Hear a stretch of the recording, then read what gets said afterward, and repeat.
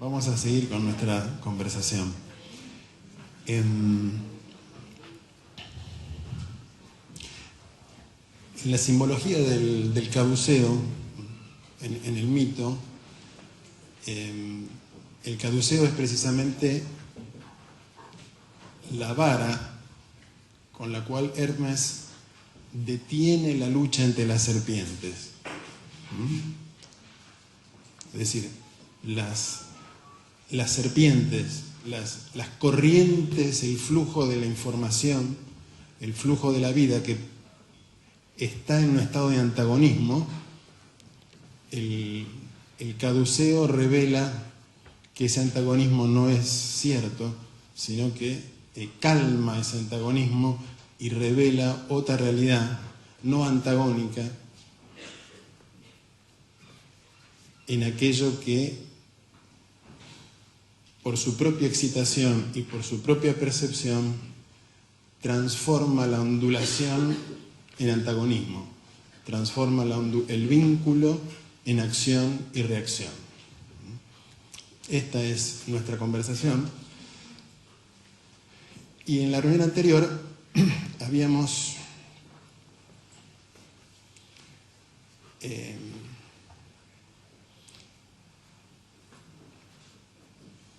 indagado en el hecho de que hay cierta modalidad de la inteligencia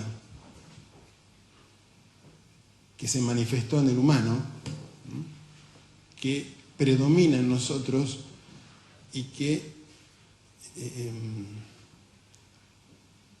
en su propia actividad, sin darse cuenta, separa, fija, divide y manipula. Es decir, esta es la actividad técnica de la mente, de la que habíamos hablado en la reunión anterior. Retomémosla para tenerlo muy fresco. ¿Sí? O sea, en toda actividad técnica, la mente construye un objeto. ¿Qué quiere decir que construye un objeto? Recorta un campo del flujo de relaciones y de información de la realidad, recorta, aísla algo, ¿no?, para poder operar sobre él, ¿no?, para poder justamente controlarlo, manipularlo, convertirlo en otra cosa.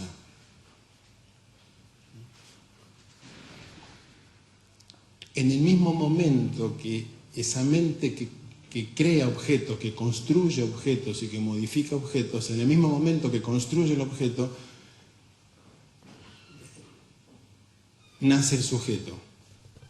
Es decir, nace la percepción de que de este lado hay alguien completamente distinto, separado y aislado de ese objeto. Y esa conciencia que está operando sobre el objeto no se da cuenta de su relación estructural con el objeto. Se siente completamente independiente al objeto. Es decir, sujeto y objeto nacen en un solo instante.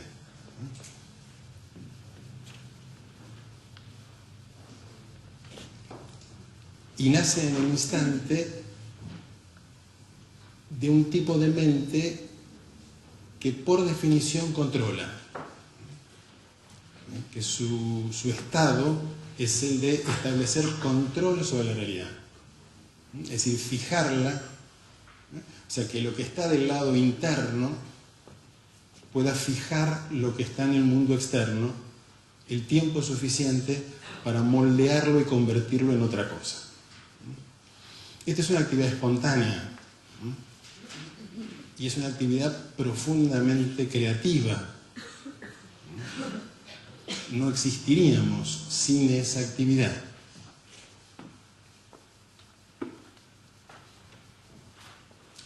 Sin embargo, esa actividad fija, recorta, separa, divide y se divide y no es consciente de sus operaciones. ¿Por qué no es consciente de sus operaciones? Porque no puede serlo. Porque para hacerlo tendría que convertirse en un objeto. Porque solo puede percibir en términos de objeto. No puede percibir en términos de el propio funcionamiento. Su estructura misma hace que se separe en el momento que opera. Y automáticamente tiene que construir una teoría de la inteligencia.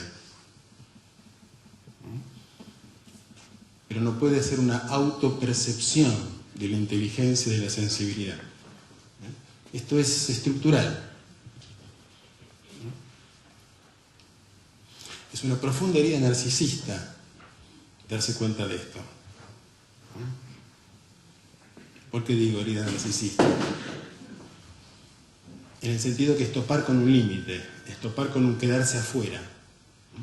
Esta actividad de la mente se queda afuera de un inmenso flujo de información. No puede no quedarse afuera porque es la que crea el adentro y el afuera.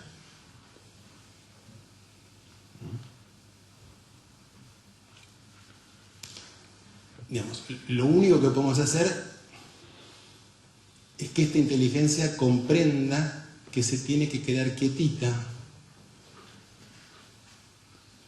en aquellas zonas de la realidad donde no existen los objetos.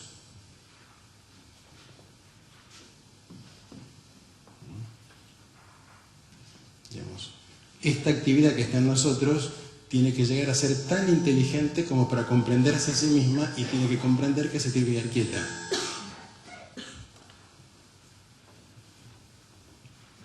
Y esto es muy difícil,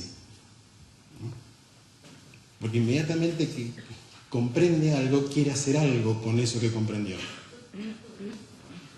Es eso que significa no quedarse quieta.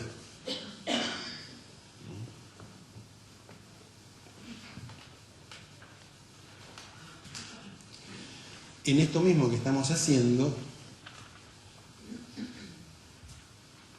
aparece, y esto es el doble vínculo continuo en el que estamos moviéndonos.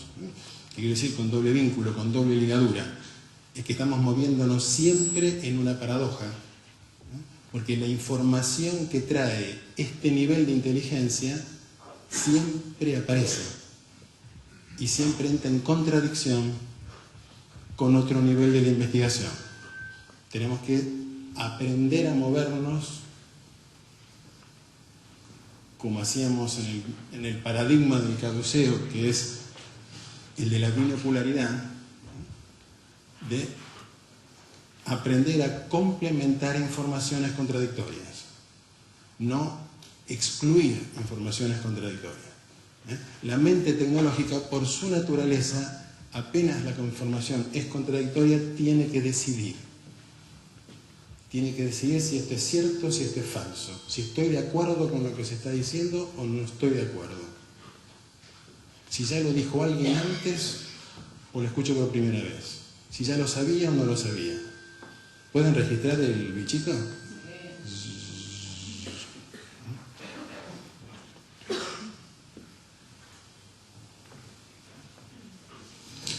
Es decir, este nivel de funcionamiento no sabe explorar.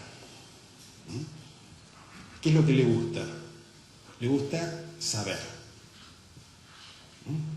Le encanta conocer.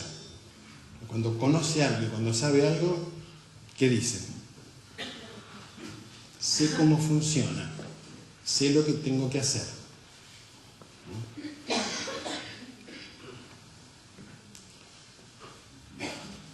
Este nivel de la mente ama conocer, porque conocer es establecer bases bien sólidas sobre las cuales seguir construyendo.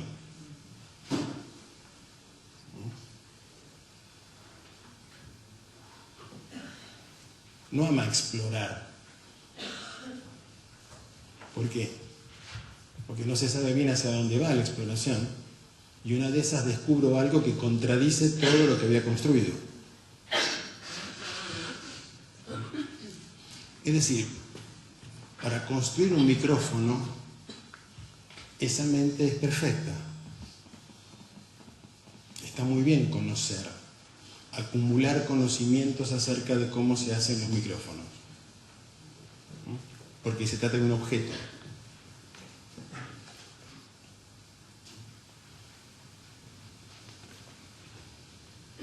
El problema es que esta actividad invade allí donde no hay objeto. Vuelvo a decirlo. No tolera la incertidumbre. Es decir, la incertidumbre es condición necesaria para investigar, para explorar. Pero no la incertidumbre de no saber. No estoy hablando de esa incertidumbre. Estoy hablando de la incertidumbre de que nunca voy a llegar a una conclusión. ¿Se ve? No es la misma incertidumbre. La incertidumbre de no saber algo para saberlo es una cosa. El estado de incertidumbre en que la inteligencia se da cuenta que para explorar, ¿qué tiene que hacer? Tiene que ser muy... ¿Cuáles son cualidades de la exploración? Hay que ser muy firmes, hay que ser un aventurero, pero hay que ser muy sensible, muy delicado, porque hay que captar todas las informaciones que hay alrededor. Entonces, el lado firme, cuando afirma, tiene que afirmar. Pero ¿qué sabe en el mismo momento que afirma? Que es provisorio. Que es provisorio. Que es un golpe de remo en el agua para ir un poco más allá.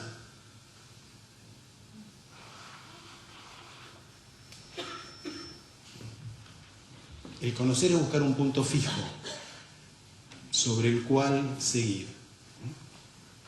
El golpe de remo en el agua siempre tengo que volver a darlo. Es muy costoso para la mente manipuladora empezar siempre de cero. Es lógico, para construir, empezar siempre de cero, es absurdo. Pero para aquellas cosas que no se construyen, sino que se revelan,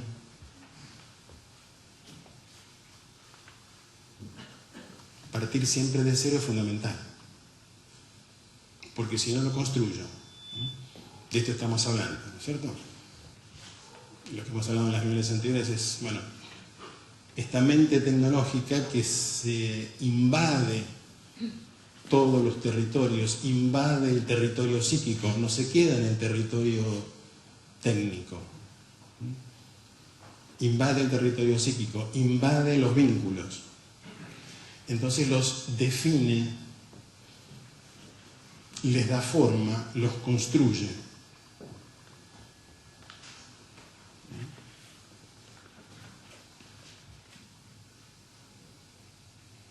Entonces fíjense que cuán difícil es explorar en un vínculo, ¿no es cierto? Porque apenas uno ve algo que no funciona en un vínculo, ¿cómo se interpreta? Como una crítica, ¿verdad? Como un juicio. Juicio, esto es bueno, esto es malo, esto está bien, esto está mal, es lo que hace la mente binaria controladora. Entonces, apenas aparece algo disfuncional en un vínculo, ¿qué aparece al mismo tiempo? Aparece la crítica y el opuesto de la crítica. ¿Cuál es el opuesto de la crítica? La autoprotección. ¿Se ve? Una sensación de ser atacado. Entonces me tengo que defender. ¿Hay algún teléfono celular prendido?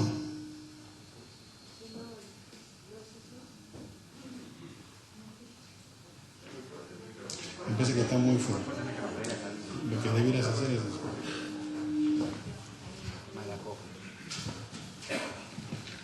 Me aguanta la garganta, así me escucha, ¿no? No.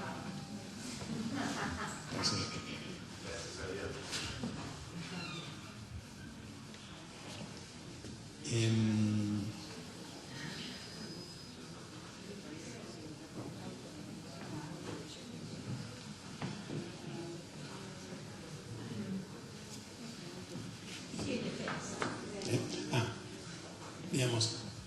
apenas sentimos crítica, nos contraemos y nos autodefendemos.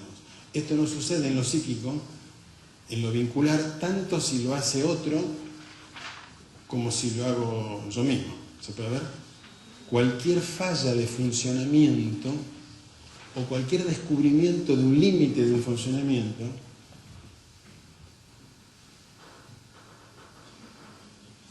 no es un aprendizaje, es una amenaza. Entonces digo, cuando la mente que hace juicios invade el territorio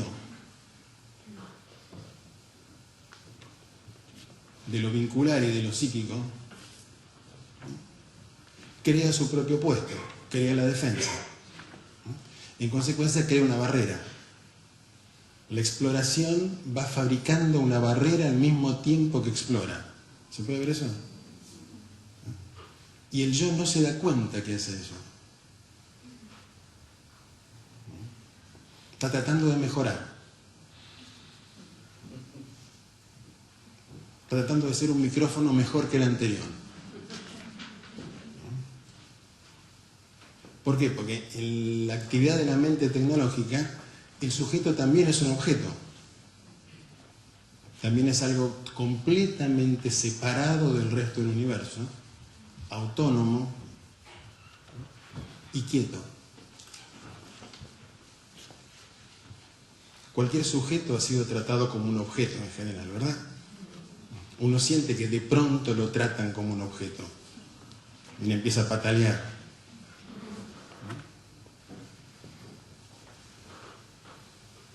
¿Por qué? Pues bueno, sabemos que nos construimos mutuamente, ¿sí? Entonces, esta inteligencia constructora, ¿sí?, es la inteligencia que tiene que llegar a ser tan inteligente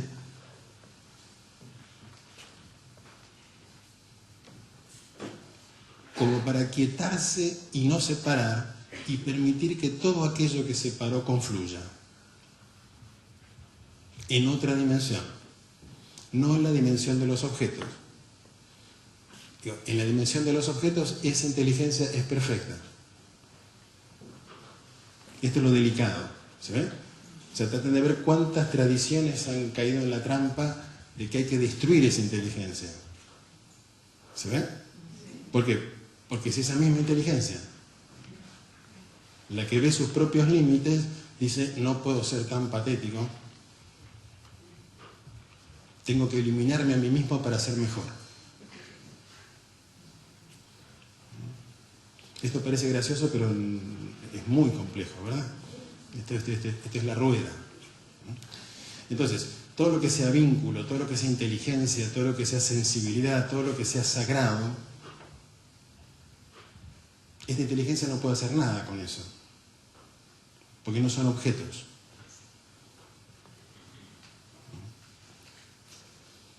Y esto está en nuestra conversación. No podemos ponernos de acuerdo.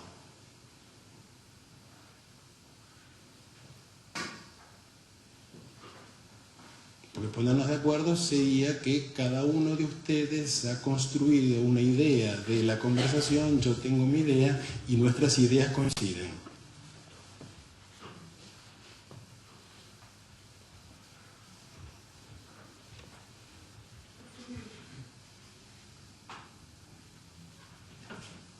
Es decir, coinciden técnicamente.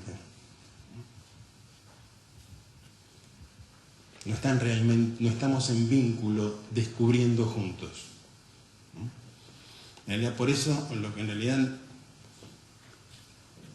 tenemos que aprender a hacer es, en estos territorios, en lo vincular, en lo psíquico, en lo sagrado,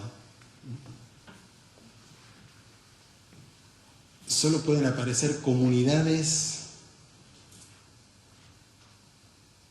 que tengan sensibilidades comunes. Comunidades en las cuales la mente tecnológica se haya quietado.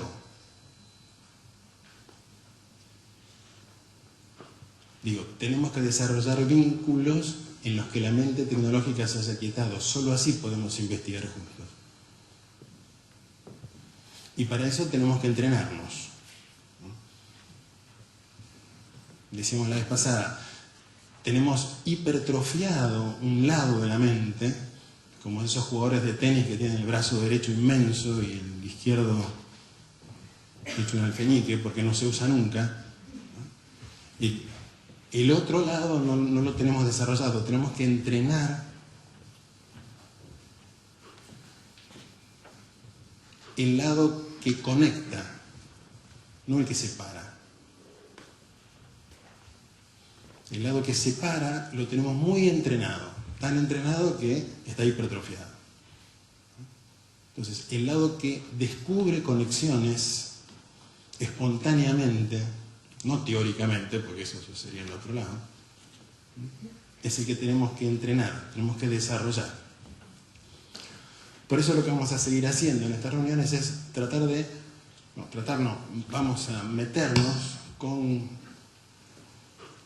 los opuestos que nuestra historia evolutiva ha creado y que hasta darnos cuenta hasta qué punto los hemos antagonizado y poder cuestionarlos lo más a fondo posible para que se nos revele, no teóricamente, sino que lo podamos ver, que no están separados aquello que creíamos que estábamos separados. Pero no llegar a la conclusión de que no están separados.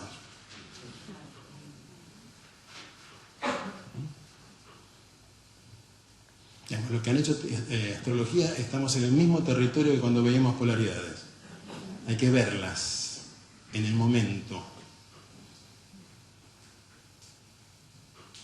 Porque si pasan a la memoria, ya es trampa. De memoria es trampa.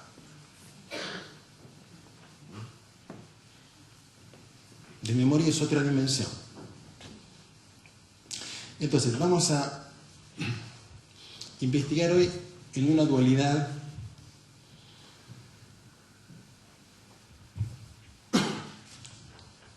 que es la dualidad entre significado y sensación. Hay niveles nuestros muy profundos que están prácticamente convencidos que las sensaciones son una cosa y los significados son otra.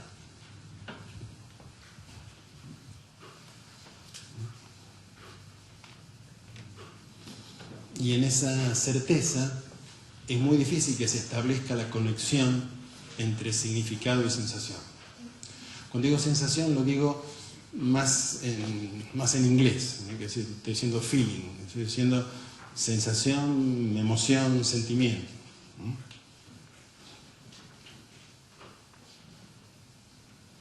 Y algo nos dice que la sensación es independiente del significado y hay significados que no tienen ninguna sensación asociada. Vamos a investigar en esto.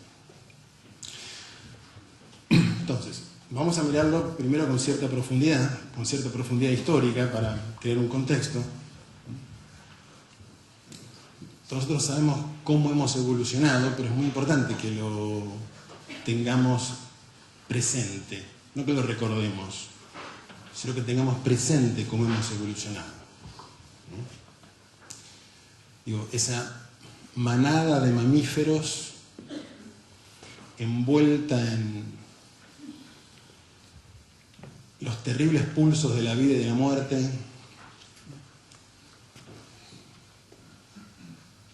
debajo de ese misterio que son las estrellas, teniendo que vincularse con las demás especies y sobre todo teniendo que vincularse entre sí. En principio, nuestra evolución, nuestro cuerpo animal, común a los animales, es portador de cierto tipo de excitación y ciertos sistemas de descarga y de conductas ligados a la excitación del cuerpo. ¿Qué tuvimos que aprender a hacer? A controlar esa excitación.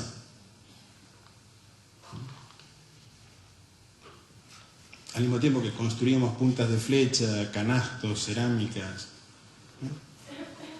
fue fundamental controlar nuestra excitación, controlar vincularmente la excitación. Que la excitación no gatillara conductas que la comunidad consideraba inapropiadas. Esto se llama ley, ¿verdad? O sea, la mente necesariamente, mientras investigaba el mundo externo, fue desarrollando leyes vinculares. Y todos sabemos que esas leyes vinculares son sobre todo noes al flujo básico del pulso vital.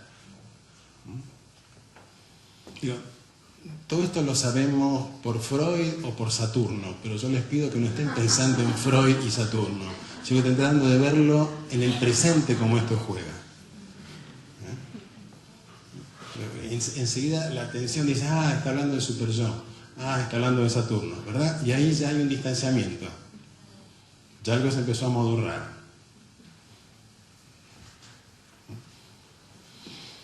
Digo, esto tuvimos que hacerlo, ¿verdad? Pero ese hacerlo, ¿qué fue? La inteligencia en el humano fue creando un molde mental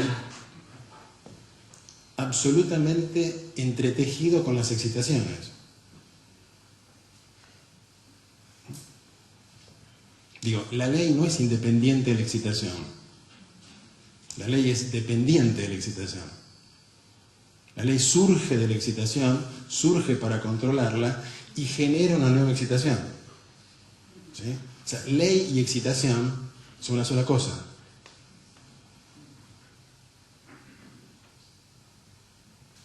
En la Universidad de Derecho no se estudia nada de excitación.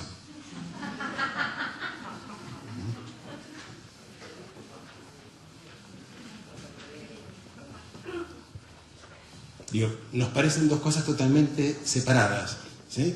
Pero en realidad nosotros sabemos que todos nuestros cuerpos tienen patrones de excitación muy profundos que provienen de lo animal, que tienen su lógica de descarga y de acción, y tienen nuevos patrones de excitación que provienen de la ley.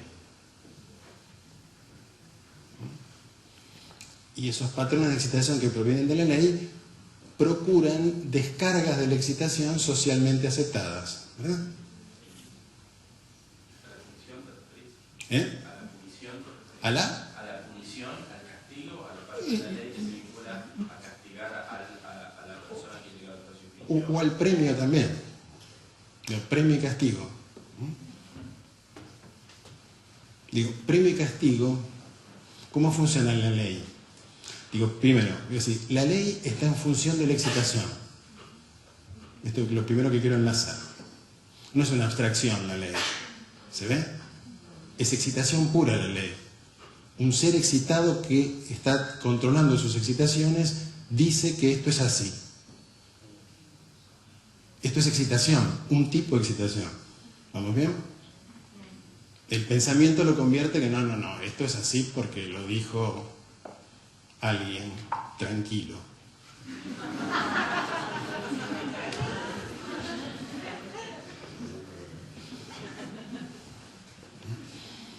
No hubo nunca nadie tranquilo.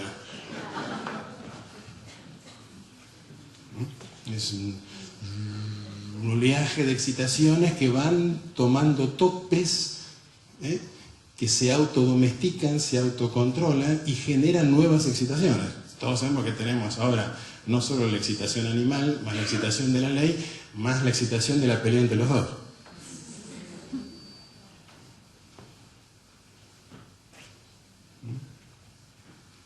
Esto es así, ni bien ni mal. Lo que yo diría que es peligroso es creer que la ley no está llena de excitación. y que a esta altura cualquier excitación nuestra está llena de pensamiento.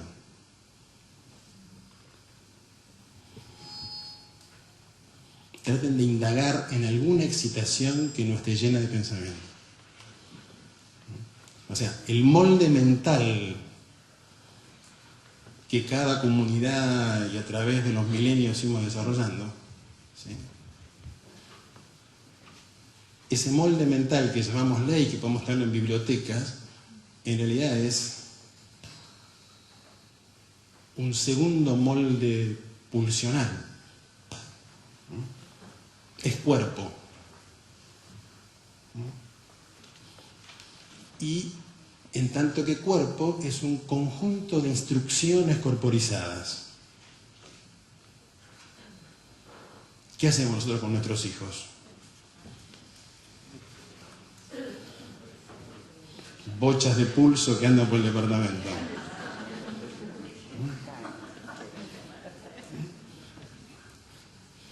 Con extrema delicadeza les indicamos cómo explorar el universo. Aún no hemos llegado a eso, ¿verdad? En un estado importante de excitación definimos qué es lo bueno y qué es lo malo, qué es lo que se hace y qué es lo que no se hace. Y gratificamos la obediencia, gratificamos la comprensión de la instrucción y la obediencia a la instrucción y penalizamos la desobediencia a la instrucción.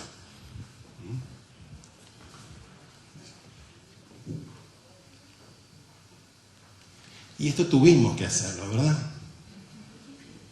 Esto, digo, ya la mente tecnológica va al opuesto, dice, ¿y qué tengo que hacer? No, nada. Digo, sigamos explorando. Pero démonos cuenta que la mente tecnológica dice, ¿qué tenemos que hacer? Tenemos que dejar que hagan los chicos lo que quieran. ¿Sí? Digo, pero esto es importante que lo veamos, porque esto es acción y reacción. Automáticamente la mente tecnológica, cuando descubre el límite de algo, se va al opuesto. Y empieza 1000 años de opuesto. Descubriendo en el opuesto. O sea, reaccionando. Digo, exploremos la dificultad, aunque no nos lleve a ningún lado, porque sí, ahora decimos, no, exploremos porque vamos a resolver el problema. Somos nuestros hijos, ¿verdad? ¿Se ve? No, quédate quieto que te damos un premio. Decimos a la mente tecnológica, quédate quieta que... Esta es la paradoja, este es el doble vínculo que tenemos que desmenuzar muy a fondo.